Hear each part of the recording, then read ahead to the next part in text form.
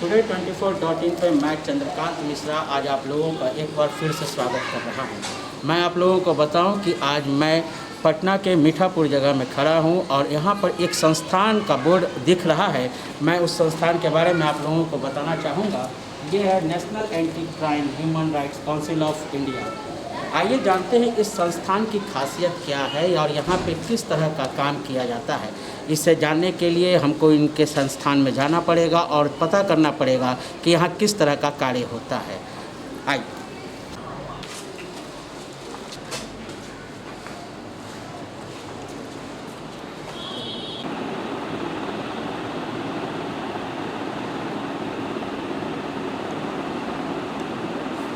नमस्कार, मैं today 24.in से चंद्रकांत मिश्रा। आप अपना परिचय देंगे? मेरा नाम तबस्सुम अली है और इस संस्थान के बारे में थोड़ा बताने का कष्ट करें।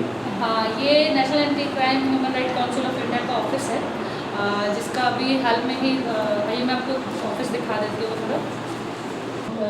हारून रशीद सर जो कि सभापति महोदय थे हमारे तो उस समय के, तो उनके द्वारा यहाँ पे इनोवेशन हुआ हमारे इस ऑफिस का।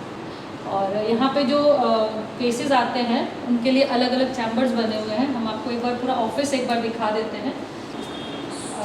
ये लॉयर्स चैम्बर है, जहाँ पे जितने भी लीगल जो भी प्रोसेस होता है कि कोई केस आया, चाहे वो फैमिली डिस्प्यूट हो या मतलब ज़मीन जायदाद का मसला हो, उसके ऊपर जो लीगल चीज़ें जो है क्या क्या हो सकता है उसके बारे में यहाँ पे डिस्कशन होता है। यहाँ पे हमारे एक्सपर्ट बैठे होते हैं, लीगल एडवाइज़र सब बैठे होते हैं, ये उनके लिए चैम्बर है। ये हमारा डॉक्टर्स चैम्बर्स है। जो भी मेडिकल किसी का इशू होता है, जैसे सपोज़ कई बार आप केसेस सुनते होंगे कि हॉस्पिटल्स में बीमारी कुछ है, इलाज कुछ और कर रहे हैं। जैसे मरीज़ है नहीं, वो वेंटिलेटर पे है, उसको रख दिया जाता है, मरीज़ कब का डेथ। मतलब ऐसा भी होता है कि पेशेंट बीमार हुआ, अस्पताल गया, लेकिन किसके यहाँ जाना है, किस डॉक्टर से मिलना है, इस पर आप लोग यहाँ पे काम करते हैं। हाँ, ये भी है। और अगर आपको थोड़ा भी संदेह है कि आपकी जो बीमारी है उसका सही ट्रीटमेंट हो रहा है कि नहीं हो रहा है, तो यहाँ पे हमारे डॉक्टर एक्सपर्ट बैठे होते हैं जो कि आपकी बीमारी के अकॉर्डिंग आपकी दवाइयाँ चल रही है कि नहीं, जो चीज़ें आपको बोला गया है कि ये टेस्ट वो से ज़रूरी है कि नहीं, उसके ऊपर भी यहाँ पर लोग एक्सपर्ट अपनी राय देते हैं कि हाँ ट्रीटमेंट सही चल रहा है। ये हमारा कंप्यूटर फोरेंसिक लैब है, जहाँ पे आप कोई भी डाटा जो डेड हो चुका है, जैसे मिट्टी में दबा हुआ हो, पानी में चला गया हो, उसको रिकवर हम लोग यहाँ पे करते हैं। उस डाटा में जो भी स्टोर है उसको रिकवर करने का यहाँ पे लैब है। अच्छा, मतलब ये जो आजकल बहुत ही आम बात हो गई है कि कहीं भी कोई भी अगर घटना को अंजाम दिया जाता है तो लोग हार्ड डिस्क निकाल लेते हैं, हार्ड डिस्क को जला देते हैं, हार्ड डिस्क तोड़ देते हैं, तो वो सारा हार्ड डिस्क आप यहाँ पे फिर से उसको सही कर सकते हैं, उसको रिकवर, मतलब उसमें जो भी डाटा है वो हम लोग उसको। तो ये सारी व्यवस्था करने के लिए अभी तो फिलहाल मेरे ख्याल से हैदराबाद लोग भेज देते थे सभी चीज़ों को कि वहाँ पे जा कर के वो आता था। ये फॉरेंसिक लैब इस तरह का ये पहली बार दिखा ये यहाँ पे अभी ये फर्स्ट टाइम ऐसा हो रहा है कि हम लोग यहाँ पे उनको कहीं जाने की ज़रूरत नहीं है, सारा चीज़ उनको यहीं पे मिल जाएगा। अच्छा, यहीं से हार्ड डिस्क वगैरह जो भी है वो कर लिया जाएगा। और इसमें एक और भी बात आती है कि कई बार ऐसा होता है कि आपके ही नंबर से किसी और को कॉल कर दिया जाता है। बिल्कुल बिल्कुल, आपके ही नंबर से किसी और को कॉल कर दिया जाता है। क्राइम हो जाने के बाद जो निर्दोष है वो फंस जाता है, तो लोग कहते हैं कि सिम का क्लोन बना लिया गया है। तो उन सब चीज़ों के लिए भी ये बिल्कुल उसके लिए भी है। हम उस पर रिपोर्ट तैयार करते हैं कि जो नंबर से आपको कॉल आया था वो किसका फॉल्ट है, क्या उसको टावर से कनेक्ट किया गया है या फिर किसी और ने अपने फ़ोन के कोई ऐप का यूज़ करके किया है, उसकी भी रिपोर्ट हम लोग यहाँ पे बना कर देते हैं।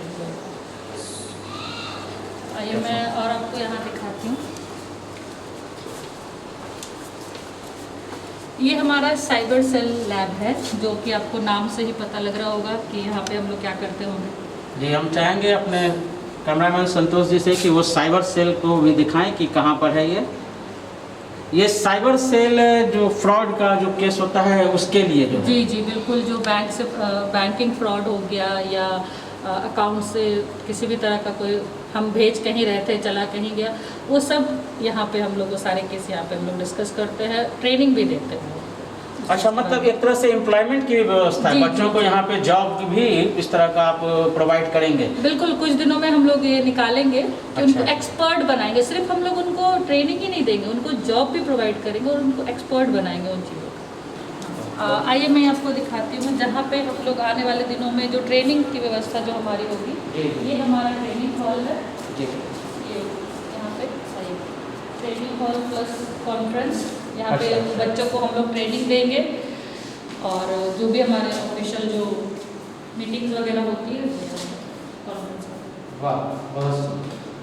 तो अभी तक आपने बहुत सारी चीज़ें देखी होंगी, बहुत सारी चीज़ें से चल रही है, लेकिन ये अभी पटना में, क्या मुझे लगता है कि बिहार में अभी ये पहला ऑफिस है जहाँ पे एक ही डेस्क पे कई तरह के केसेस यहाँ पे सॉल्व होते हैं। तो आपके यहाँ काम करने का कुछ तो ऑब्जेक्टिव होगा कि आप किस किस पॉइंट पे काम करेंगे? हर तरह के केसेस, कैसे भी केसेस, इवन कि जो केसेस बहुत सालों से पेंडिंग पड़ा हुआ है, कोर्ट में लंबे सालों से लोग दौड़ रहे हैं, नहीं हो पा रहा है, वो उनका भी सोल्यूशन हमारे पास है, उनके लिए भी हम काम करते हैं। तो इन सब काम के लिए लीगल ऑथराइजेशन आपके पास होगा?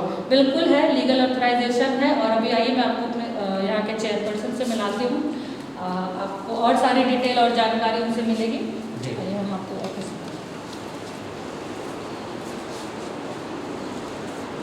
MD सरदार मुस्तफ़ा चेयरमैन हैं।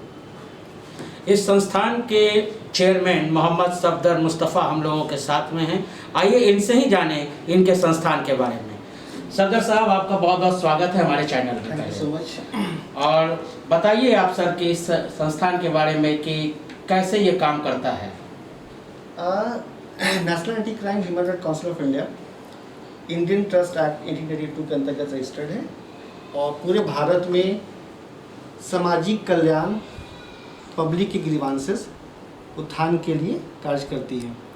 इस वक्त लगभग 18 स्टेट्स में हमारी काम चल रही है। ये काम संस्थाई नहीं है, ये विभाग के साथ में, आयोग के साथ में मिलकर सम्मिलित होकर पब्लिक ग्रीवांसेस के सारे कामों का निष्पादन करती है। यहाँ पे ह्यूमन राइट्स भी है?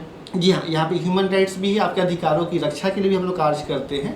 इसके लिए किसी भी तरह की परेशानी में पब्लिक अगर अपने उसको सॉल्यूशन नहीं मिल पाता है तो हमारे पास में किसी भी तरह के सॉल्यूशंस के लिए हमारे कार्यालय में उपस्थित होकर के अपना कंप्लेंट दर्ज करवा सकते हैं।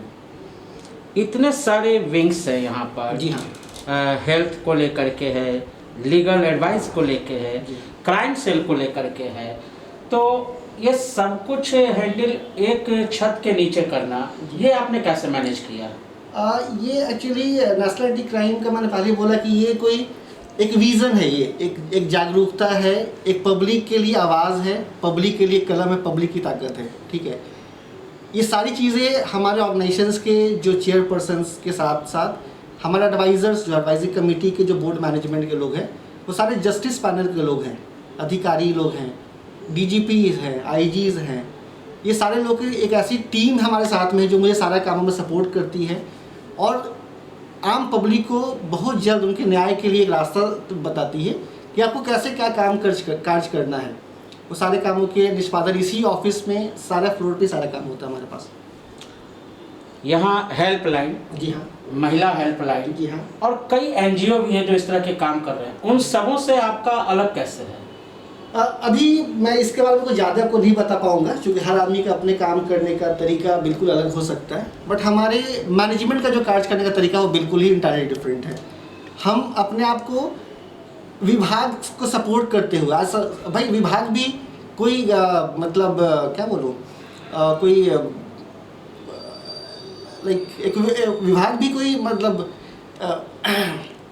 विभाग भी हमारे कामों के निष्पादन के लिए काफ़ी सहयोग कर सकता है, बट होता है कि हम अपनी बातें विभाग के सही डेस्क पर लेकर नहीं जाते हैं। बीच में काफ़ी बिचौलिएज होते हैं जिनके बीच में लोग परेशान में पड़ जाते हैं और अपनी बातें अधिकारी तक नहीं पहुंचा पाते हैं। तो यहाँ पे किसी भी तरह का कोई चैनल विंग्स नहीं है हमारे पास में।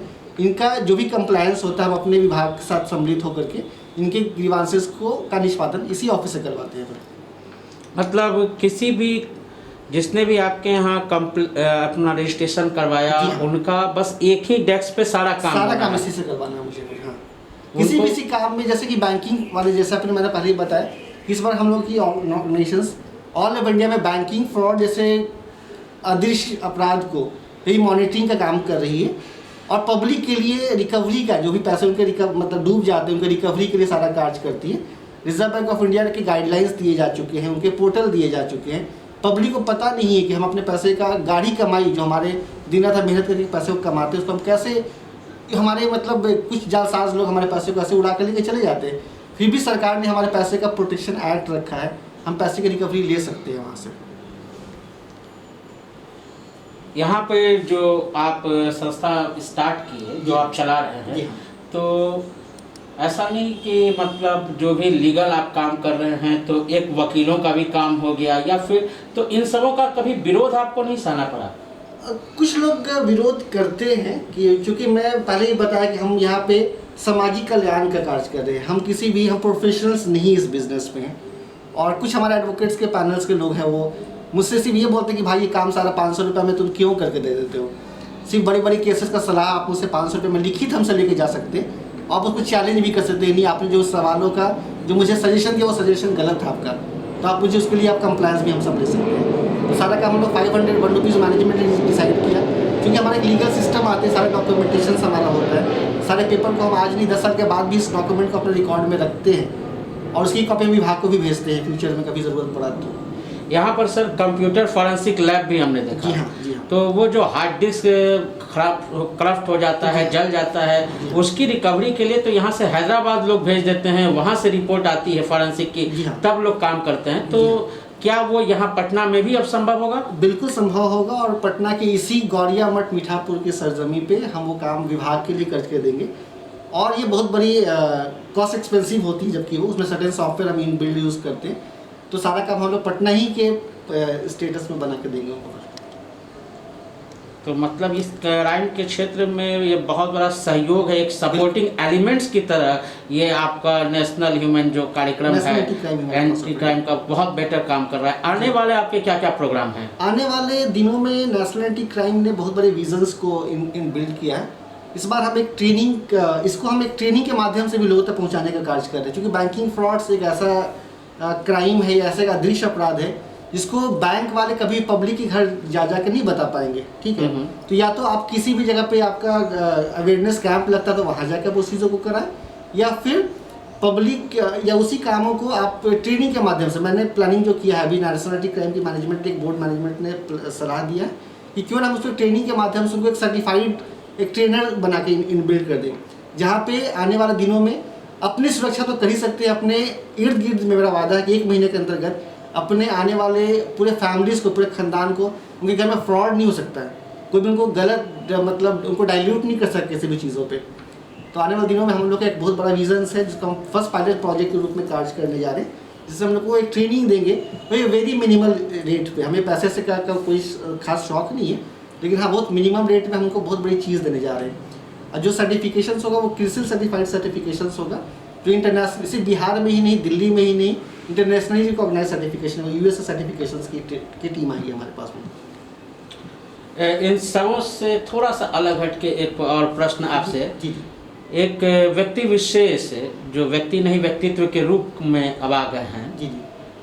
हमारे पास ऐसी जानकारी है कि आपके लास्ट बर्थडे में भारत के प्रधानमंत्री नरेंद्र मोदी जी ने आपको बधाई पत्र भेजा था। जी हाँ, जी हाँ।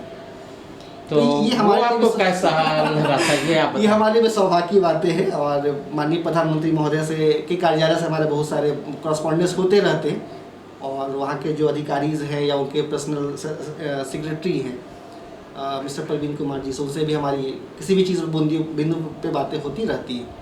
और प्रधानमंत्री कार्यालय जाने का मुझे मौका भी मिला, तो काफ़ी लोग मुझे जानते हैं, विभाग के लगभग अधिकारी मुझे हर रूप में जानते हैं मुझे।